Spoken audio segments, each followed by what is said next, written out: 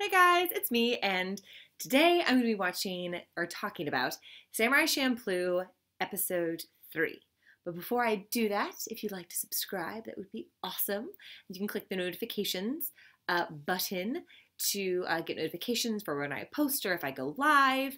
I am not the most consistent YouTuber in terms of how often I post things. It'll be a desert, and then all of a sudden I'm like lots of videos, and then it's desert again. And I understand that. So if you don't want to miss out on things, then that's the best way to get notifications of when I've actually posted things.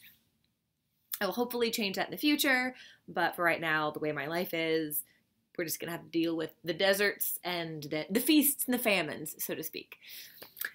So before I begin talking about that as well, about the episode, I would recommend watching my reactions. You can find them in the links below in the description box, and there's one through my Patreon. If you'd like to support me, awesome. If not, totally cool. You can just go through the bit.ly link just below that. So the reason why I have the Patreon link is people who support me have access to my content much more quickly, and because they don't have to wait for me to film this. The moment I've edited my reaction, I just put that on my Patreon. And so it's not so much an issue with this show, but with my Attack on Titan reactions, which are going to be coming up soon, people watch it really quickly, and so sometimes, Google, I almost said Google Classroom because that's what I use with my classes, but Google Drive, what I have it on, has kind of a limit of how many people can watch it on one day. So it's been known for some people to try to watch a video and have to wait until the next day. So it's not optimal, but that's what we're rolling with for right now. So, all right. So I assume you've watched my reactions. Now we're going to talk about it. I have really enjoyed this show. I love it stylistically. It's very similar to Cowboy Bebop, particularly in the way it's handling of more adult material. I feel like some of the other shows that I've watched don't have, it's more, this just feels more adult, I think is what I'm trying to get at, and I'm not doing very well. I'm not articulate today at all. But yeah, it just seems much more adult. And I don't mean adult in an inappropriate sense, but I do mean adult in that it's not this, I feel like in some anime where there's any hint of sexuality, it's like, ooh, or like some girl who's standing there and like her skirt blows up and she's like, ah! Like, it's not that way at all. It feels just more mature, and how it's grappling with, and I wouldn't say grappling, it's not struggling with things, at least at this point, but in its reference to. I mean, right now we're dealing with the idea of, human trafficking, and the fact that you have these girls that are being stolen to pay off either their own ridiculous debts or their parents' debts. And I mean, that's a heavier topic that I would not expect, a an anime that maybe we think of normally would be, I don't think they'd necessarily be dealing with, though. I don't think what I just said were words. I think it was just kind of, anyway. So I assume right now we have the big bad of this arc is going to be the Yakuza boss. That's who I guess, perceiving. He's the menace of the town, and, we have Mugen who's with him, but I don't think that's going to last in the long term, even though he is impulsive and just kind of ridiculous.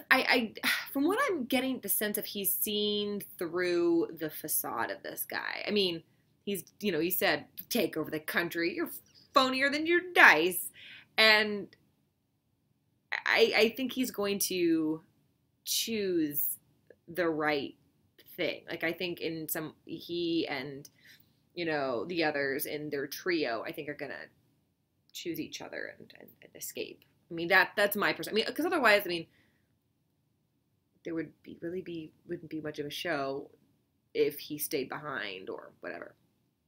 So I think this episode is kind of a setup for the there's going to be an epic battle or showdown or fight in the beginning of the next episode, but then I think something's going to turn around and they're going to fight the Yakuza and rescue the village, and that's maybe not, but it just seems too early in the series to have really bad outcomes. Maybe I am undermining the testicular fortitude of these writers, but it just seems like not a smart move to have something so to have like this town with this lovable barkeep and the old man and the kid who's like, you think I'm just a kid and you can make fun of me, and that guy and you know, the Buddha and not have them have like a peaceful return. I do think that there will be some bad decisions made and some hard things happen, but I just don't foresee them happening in episode 4. That's just me. I mean, that's all I got.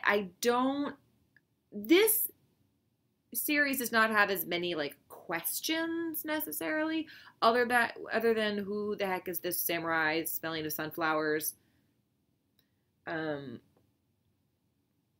It doesn't have as many like what's gonna happen or who did it or what the heck where did this come from and who's the double agent and all that stuff. There just isn't that. It just seems very linear, and I feel like the other shows that I've watched thus far in this channel, Attack on Titan and Erased, are a little more convoluted, questioning, non-linear stuff. You know, like so this one I don't think I'm going to have as many questions. I think I can just kind of sit back and enjoy the ride. So, all right, that's all I got. So it's pretty short. It's a very short video, I think. Maybe it's not. Maybe I rambled on more than I thought I did. But yeah, I hope you really enjoy it. And I will be doing a live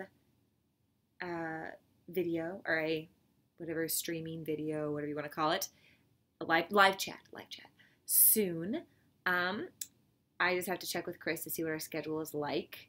So I don't want to like schedule a live video and then have him be like, actually, we have something going on that you forgot about. I'm like, in fact, I just bought a planner because I forgot my friend's baby shower. Yeah, I don't know what I was doing yesterday, but I just totally spaced it. So I'm going to get her a gift and really apologize. It wasn't being thrown by one of my friends, so that's why I feel not as guilty about it, but I do feel bad that I missed it. So I will give her a present for her new baby. It's her second, so she has a lot of stuff already. So I think I'm thinking maybe educational blocks. So like, I love these blocks that have the chemical symbols on them. You know, like it's like the periodic table, but in blocks. So I think that's a really fun gift because it's one of those things where all kids love blocks. Like babies like to gnaw on them, kids like to build with them, and then as they get a little older, they can then get their nerd on and, you know, learn some of the elemental symbols. So, spoken like a true science teacher. All right, so I am gonna go, and Chris and I are gonna be painting today, and I might be able to watch a video today. We'll see. I might not have school tomorrow, and if that's the case, I will definitely record a video tomorrow. And yeah, so I hope you have an awesome Sunday, and I will talk to you guys later. Bye-bye. What? I can't talk. I will talk to you later. Bye-bye. I have a speech impediment today or something. I've been mumbling over my words all video. I'm like, blah, blah, blah, blah. Have a lovely Sunday, and I will see you next time.